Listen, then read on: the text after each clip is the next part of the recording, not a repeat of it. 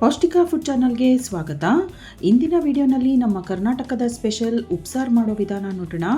ಉಪ್ಸಾರು ಜೊತೆಗೆ ಪಲ್ಯ ಹಾಗೂ ಉಪ್ಸಾರು ಖಾರ ಮಾಡೋ ವಿಧಾನ ಕೂಡ ನೋಡೋಣ. ಉಪ್ಸಾರಿಗೆ ಖಾರ ನಿಂಬೆ ಹುಳಿ ಸೇರಿಸಿ ಬಿಸಿ ಬಿಸಿ ರಾಗಿ ಮುದ್ದೆ ಜೊತೆಗೆ ಖಾರವಾಗಿ ತಿಂದರೆ ರುಚಿ ನೆತ್ತಿಗೆ ಇರುತ್ತೆ, ಅಷ್ಟು ಅದ್ಭುತವಾಗಿರುತ್ತೆ. ನಾನಿಲ್ಲಿ ಅರ್ಧ ಕೆಜಿಯಷ್ಟು ಹೀರೆಕಾಯಿ ತೊಗೊಂಡಿದ್ದೀನಿ, ಹಾಗೆಯೇ ಅರ್ಧ ಕೆಜಿಯಷ್ಟು ತೊಗರಿಕಾಯಿನ ತೊಗೊಂಡಿದ್ದೀನಿ. ಹೀರೆಕಾಯಿ ಮತ್ತು ತೊಗರಿಕಾಯಿನ ಬಳಸ್ಕೊಂಡು ಉಪ್ಸಾರು ಮಾಡೋದು ನೋಡೋಣ. ಹೀರೆಕಾಯಿನ ಸಿಪ್ಪೆ ಎಲ್ಲ ಹುರಿದ್ಬಿಟ್ಟು ಸಣ್ಣದಾಗಿ ಕಟ್ ಮಾಡಿಬಿಟ್ಟು ತೊಗೊಳ್ಳೋಣ.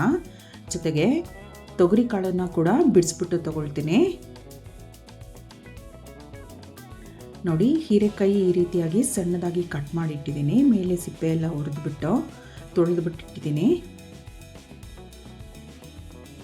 ನೋಡಿ, ಅರ್ಧ ಕೆಜಿ ತೊಗರಿಕಾಯಲ್ಲಿ ಇಷ್ಟು ಕಾಳು ಸಿಕ್ಕಿದೆ. ಇದನ್ನು ಕೂಡ ಬಿಡಿಸ್ಬಿಟ್ಟು ಸೋಸಿ ಮತ್ತು ತೊಳೆದ್ಬಿಟ್ಟು ಇಟ್ಟಿದ್ದೀನಿ. ಇದನ್ನು ಬೇಯೋದಕ್ಕೆ ಇಟ್ಕೊಳ್ಳೋಣ. ಒಂದು ಪಾತ್ರೆಗೆ ತೊಗರಿಕಾಳು ಮತ್ತು ಹೀರೆಕಾಯಿನ ಸೇರಿಸೋಣ.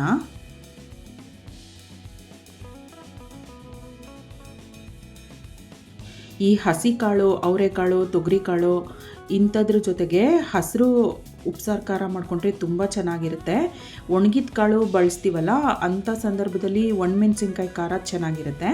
ನೋಡಿ, ನಾನಿಲ್ಲಿ ಸ್ಕೀವರ್ಗೆ ಸುಮಾರು 25 ಹಸಿಮೆಣಸಿನ್ಕಾಯಿಗಳನ್ನ ಈ ರೀತಿಯಾಗಿ ಪೋಣಿಸಿದ್ದೀನಿ. ಇದನ್ನು ಕೂಡ ಬೇಯಿಸ್ಕೊಳ್ಳೋಣ. ಖಾರ ಸ್ವಲ್ಪ ಹೆಚ್ಚಿಗೆ ಮಾಡಿ ಇಟ್ಕೊಂಡಿದ್ರೆ ನಾವು ರೊಟ್ಟಿ ಜೊತೆಗೆಲ್ಲ ನೆಂಚ್ಕೊಂಡು ತಿನ್ಬೋದು. ಸುಮಾರು ದಿನ ಫ್ರಿಡ್ಜಲ್ಲಿ ಸ್ಟೋರ್ ಮಾಡಿ ಇಟ್ಕೋಬೋದು. ಸುಮಾರು 6 ಕಪ್ಪಷ್ಟು ನೀರನ್ನು ಸೇರಿಸ್ತಾ ಇದ್ದೀನಿ ಕಾಳು ಮತ್ತು ಕಾಯಿ ಎಲ್ಲ ಬೇಯೋದಕ್ಕೆ. ಅಂದಾಜು ಮೇಲೆ ಹಾಕೋದಾದರೆ ಅದು ಮುಳುಗೋಷ್ಟು ಹಾಕ್ಕೊಂಡ್ರೆ ಸಾಕು. ರುಚಿಗೆ ತಕ್ಕಷ್ಟು ಉಪ್ಪು ಹಾಕ್ಬಿಟ್ಟು ಇದನ್ನು ಪ್ರೆಷರ್ ಕುಕ್ ಮಾಡ್ಕೋಬೇಕು. ಸುಮಾರು 3ರಿಂದ 4 ವಿಷಲ್ ಆಗೋಷ್ಟು ಬೇಯಿಸ್ಕೋಬೇಕು. ನೋಡಿ, ನಾನಿದು ಪ್ರೆಷರ್ ಕುಕ್ ಮಾಡಿ ತೊಗೊಂಡಿದ್ದೀನಿ. ಹೀರೆಕಾಯಿ ಮತ್ತು ಕಾಳೆಲ್ಲ ಮೃದುವಾಗಿ ಬೆಂದಿದೆ.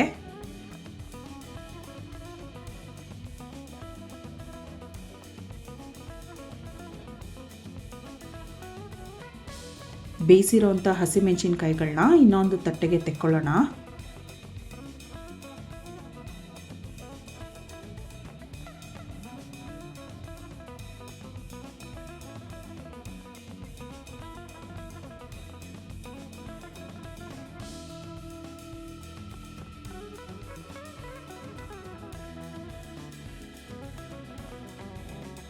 ಈ ಮೆಣಸಿನ್ಕಾಯಿಗಳನ್ನ ಸ್ವಲ್ಪ ತಣ್ಣಗಾಗೋದಕ್ಕೆ ಇಡೋಣ.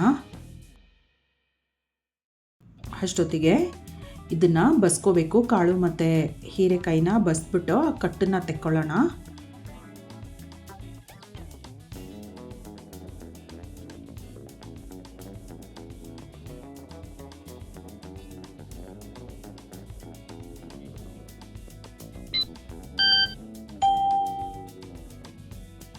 ಇದನ್ನು ಸೈಡ್ಗೆ ಇಟ್ಬಿಟ್ಟು ಆಮೇಲೆ ಒಗ್ಗರಣೆ ಮಾಡ್ಕೊಳ್ಳೋಣ, ಪಲ್ಯ ಮಾಡ್ಕೊಳ್ಳೋಣ.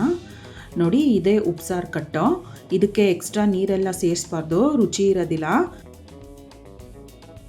ನೋಡಿ, ಹಸಿಮೆಣಸಿನ್ಕಾಯಿ ತಣ್ಣಗಾಗಿದೆ. ಇದನ್ನು ಮಿಕ್ಸಿ ಜಾರಿಗೆ ಸೇರಿಸೋಣ.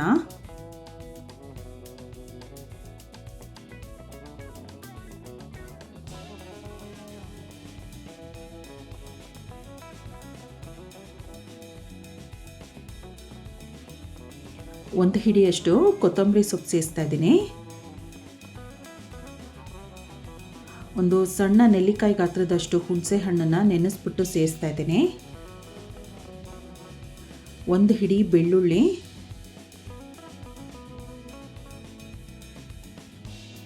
ರುಚಿಗೆ ತಕ್ಕಷ್ಟು ಉಪ್ಪು,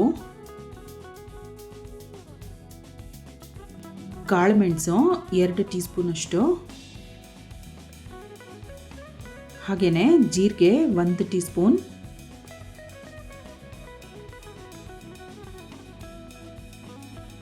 ಇದು ರುಬ್ಬೋದಕ್ಕೆ ಬೇರೆ ನೀರನ್ನು ಸೇರಿಸ್ತಾ ಇಲ್ಲ ನಾನು. ಈ ಕಟ್ಟಿದೆಯಲ್ಲ, ಇದನ್ನೇ ಹಾಕ್ಬಿಟ್ಟು ರುಬ್ತೀನಿ. ರುಚಿ ತುಂಬ ಚೆನ್ನಾಗಿರುತ್ತೆ.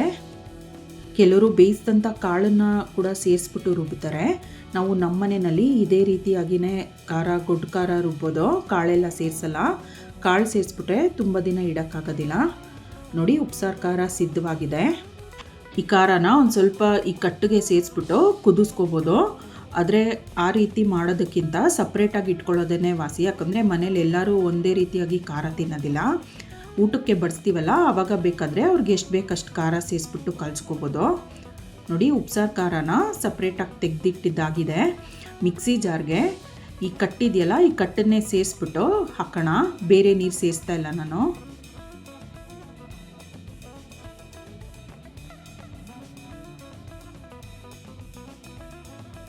ಈ ಕಟ್ಟನ್ನು ಇವಾಗ ಕುದಿಯೋದಕ್ಕೆ ಇಡೋಣ. ಒಂದು ಕುದಿ ಬಂದರೆ ಸಾಕು. ಉಪ್ಪು ಕಡಿಮೆ ಅನಿಸಿದ್ರೆ ನೋಡಿಕೊಂಡು ಒಂದು ಸ್ವಲ್ಪ ಉಪ್ಪು ಸೇರಿಸ್ಕೋಬೋದು ಈ ಹಂತದಲ್ಲಿ. ನೋಡಿ ಉಪ್ಸಾರು ಕುದಿಯೋದಕ್ಕೆ ಶುರು ಆಗಿದೆ.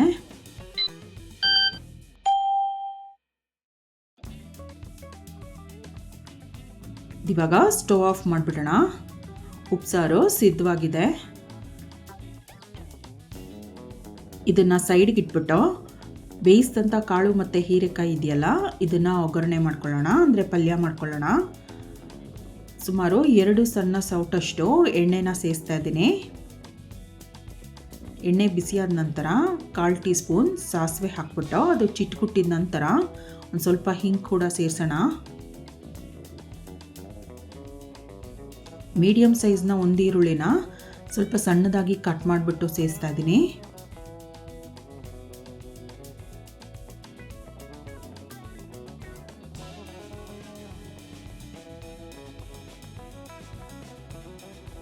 ಎರಡು ಒಣಮೆಣಸಿನ್ಕಾಯಿನ ಮುರಿದ್ಬಿಟ್ಟು ಸೇರಿಸ್ತಾ ಇದ್ದೀನಿ. ಒಂದು ಸ್ವಲ್ಪ ಕರಿಬೇವಿನ ಸೊಪ್ಪು ಹಾಕ್ಬಿಟ್ಟು ಇದನ್ನು ಚೆನ್ನಾಗಿ ಬಾಡಿಸೋಣ.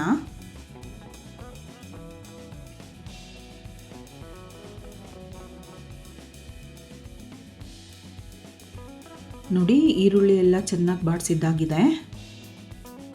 ಇವಾಗ ಕಾಳು ಮತ್ತು ಹೀರೆಕಾಯಿ ಹೋಳುಗಳನ್ನ ಸೇರಿಸೋಣ. ಇದನ್ನು ಕೂಡ ಎಣ್ಣೆನಲ್ಲಿ ಸ್ವಲ್ಪ ಬಾಡಿಸೋಣ.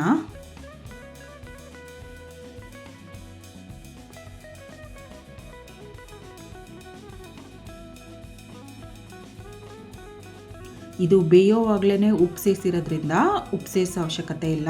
ಕಡಿಮೆ ಅನಿಸಿದ್ರೆ ಬೇಕಾದಷ್ಟು ಉಪ್ಪನ್ನು ಸೇರಿಸ್ಬಿಟ್ಟು, ಪುಡಿ ಉಪ್ಪನ್ನು ಸೇರಿಸ್ಬಿಟ್ಟು ಸ್ವಲ್ಪ ಬಾಡಿಸ್ಬೇಕು. ಅರ್ಧ ಕಪ್ಪಷ್ಟು ತೆಂಗಿನ ತುರಿ ಸೇರಿಸ್ತಾ ಇದ್ದೀನಿ.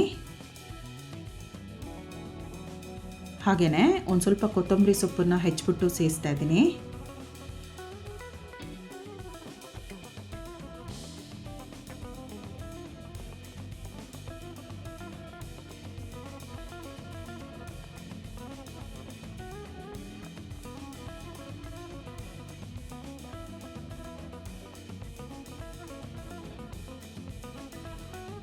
ಇದಿವಾಗ ಸ್ಟವ್ ಆಫ್ ಮಾಡಿಬಿಡೋಣ. ಸ್ಟವ್ ಆಫ್ ಮಾಡಿದ ನಂತರ 2 ಟೀ ಸ್ಪೂನಷ್ಟು ನಿಂಬೆ ರಸ ಸೇರಿಸ್ತಾ ಇದ್ದೀನಿ. ನಿಂಬೆ ರಸ ಸೇರಿಸಿದ ನಂತರ ಇದನ್ನು ಚೆನ್ನಾಗಿ ಮಿಕ್ಸ್ ಮಾಡಬೇಕು.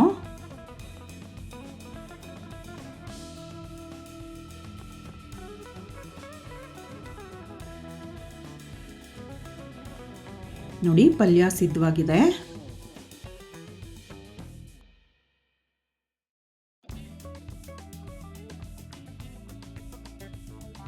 ಬಿಸಿ ಬಿಸಿ ರಾಗಿ ಮುದ್ದೆ ಜೊತೆಗೆ ಈ ರೀತಿಯಾಗಿ ಉಪ್ಸಾರು, ಪಲ್ಯ, ಖಾರ ಎಲ್ಲ ಬಡಿಸಿ.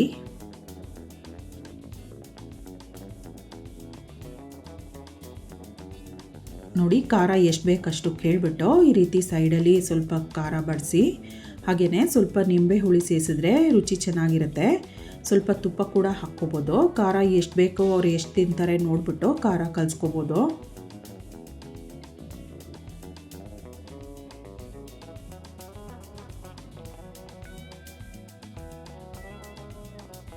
ರುಚಿಯಾದಂಥ ಕರ್ನಾಟಕದ ಸ್ಪೆಷಲ್ ಉಪ್ಸಾರು ಮತ್ತು ಪಲ್ಯ, ಉಪ್ಸಾರು ಖಾರ ಮಾಡೋ ವಿಧಾನ ನೋಡಿದ್ರಲ್ಲ, ನೀವು ಕೂಡ ಟ್ರೈ ಮಾಡಿ ನೋಡಿ. ತಪ್ಪದೇ ಈ ಚಾನಲ್ನ ಸಬ್ಸ್ಕ್ರೈಬ್ ಮಾಡ್ಕೊಳ್ಳಿ. ಈ ವಿಡಿಯೋನ ಲೈಕ್ ಮಾಡಿ, ಶೇರ್ ಮಾಡಿ. Thank you.